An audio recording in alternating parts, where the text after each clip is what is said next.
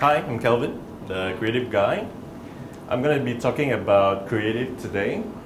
First of all, I need to apologize for my hairstyle. I'm not trying to look young and cool. The fact is I'm balding. And by the end of this presentation, you know why I'm balding. There's 3 reasons. Okay? And I like to believe, right, that the creative people is the most important people in an agency, right? Because we are the one who did all this magic. We are the product of the company. Without us, account management do what? Sell what? Strategy plan for what battle? No battle to plan, right? So we are the most important because we make it. We can make it happen because like campaigns like that, right? It looks like that behind the scene. It's very complicated. This is what I found in Facebook yesterday.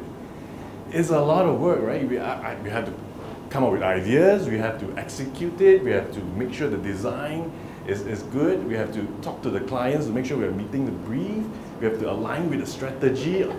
On top of that, have to kiss your boss's ass and flirt with the interns. Where got time? So that's the first reason why I'm losing hair.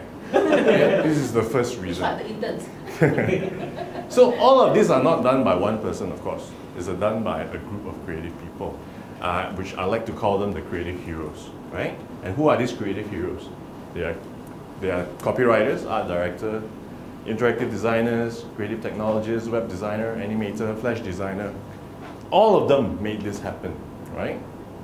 They are the unsung heroes, right? They are the one in the background and nobody knows who did this. Arachnid did lah, but actually we are the one who did it. Okay?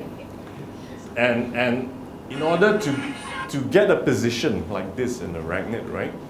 You need to have certain skills, certain disciplines, which I have, which I always look for in my candidates, is the 3 disciplines, right?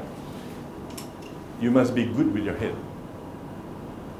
When I say that, doesn't mean you must be a rocket scientist lah, right? Don't have to be genius lah, but you must be good with your head enough to be thinking about how do you sell a product differently? How do you be creative and think out of the box, think about great campaign ideas, right? A good creative person sells a mattress, but a great creative person sells a good night's sleep. So that's the difference, right? So that's number 1. Number 2, you must be good with your hands. When I say that, it's not the thing that you do in the toilet at night, please. Okay? When I say when you're good at your hands, it means I'm talking about skills. Skills meaning you must be able to write good copy. You must be able to do great design. You must be able to do great animation, right? And using the tools out there to create something fantastic, a great piece of work, right? Those are your skills, okay? And thirdly, you must have you have to be good with your eyes. When I say eyes, what I meant is you must be very, very observant. A creative person needs to observe a lot of things. What is good, what is not good. When you look at a piece of work, is it working, is it not working? You must be able to know that. You must be able to know a piece of design, whether it looks good or it doesn't look good. Because then only you can art direct, right? You must also be observant of the trends nowadays. What are the trends? 15 years ago, everybody on IRC. Do you know what IRC is? Yeah. Too young, is it? And then got ICQ. And then got MSN. And then got Friendster. And now it's Facebook. And tomorrow is what? We have to know where they're hanging out so that we can talk to them, right? So you have to be very, very good with your eyes. I'm not saying you need all 3 of them.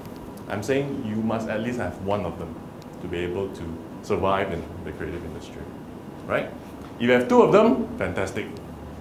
If you have 3 of them, later come talk to me, hire you without interview. Okay? Immediately hire. Okay, so you must have these disciplines. And if you land a job in an agency, what is your career path?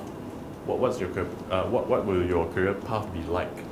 I'll take myself for an example because I've been working in the Arachnid for the last 12 years. Yes, old furniture, don't know why. But jumpy lah, my boss.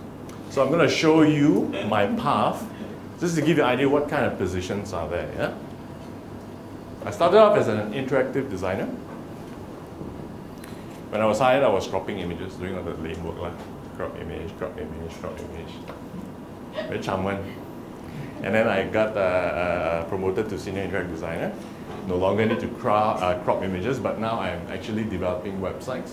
I'm giving a whole project to design, which is very interesting. And then I got promoted, become an art director. And an art director will basically have people under you so that you work together in a group and you lead 2 other designers to do more great stuff, right? So you give them art directions, tell them what to do, assist you in the job. Senior art director, more people under you. Creative head will be in charge of the whole entire creative personnel, like for example, copywriter will be under you as well. So you must be able to tell them what to write, how to write. You don't need to know how to write, but at least a gauge of what direction should the work be going forward to, right? And right now I'm an associate creative director, okay? And I strive to be creative director soon, hint hint. Sometime this year will be nice, okay? If you see the trend, right? Last time I got a lot of hair one. And then later, got a lot of work stress, overtime, like that. So you can imagine, right, how much hair you lose in this ladder. And of course, after this will be more like with your companies in different markets. You'll be regional creative director. You can even be up to a chief creative officer, as high up as a CEO. That's the highest ranking you'll be got. Okay? So, yeah, I'm talking about balding, right? And most creative directors are bald. I'll show you why. I'll show you proof first. See, they're all fucking bald. This is my friend Satyanan, right? Also bald, tribal. And there's a reason why they're bald, because it's a lot of work. It's very, very time consuming. I'm not going to lie to you today. It's a lot of work. It's very, very time consuming. Last week, I think Brandy Tan from Low Malaysia, ECD, also said the same thing. It's very, very time consuming. You won't see your parents, you won't see your girlfriend, you won't see your boyfriend, you won't see your dogs, say goodbye to them, because you'll be spending a lot of energy in the agency doing great work. Is it worth it, you ask me? Yes, definitely. It is especially, it makes a difference when you love the work. Because when you love the work, it doesn't feel like work. It feels like you're at the playground playing. And it's very important to find an agency to allow you to play, so that you can have all these creative juices and you can release them. Right? So Arachnid is the perfect place for to work, of course, because we are like a playground lah. So please come talk to me later. So, and of course, like I echo what you and me and David say, right? You have to be very, very passionate about things. If you're keeping count, the third reason why I'm losing hair is because of you guys. The new generation of teens always come, interview, right? The first thing they ask, what do you know? I want this much. If don't have, I don't want. Wow. Oh, talk about money, only. Pulling my hair out. Balding, right? You cannot do that because you have to, okay, this is what my mentor told me last time, my mentor. If you go after money, money will run away. But if you go after passion, money will come to you. So just don't look at money right now. Look at what you can do, what you can have fun with, try to explore. And then if you're good at what you're doing, money will come to you. And it shows, especially in creative, right? If you have passion, right? It shows in your work. Not so much like they all have passion. How to see? If you all got passion, the work really shows how great it is, because we spend a lot of time trying to craft the design, craft the copy, right? So it makes a difference. So I'm going to end my presentation with this last video, which inspires me a lot, right? And this message that I want to tell you is, a lot of people think that you start being creative when you go in, when you work in an agency. No, you be creative right now. Whatever that you do, you be creative. And these two kids, right, is very creative when they look for a job. Right, I'm going to show you why, and thank you very much.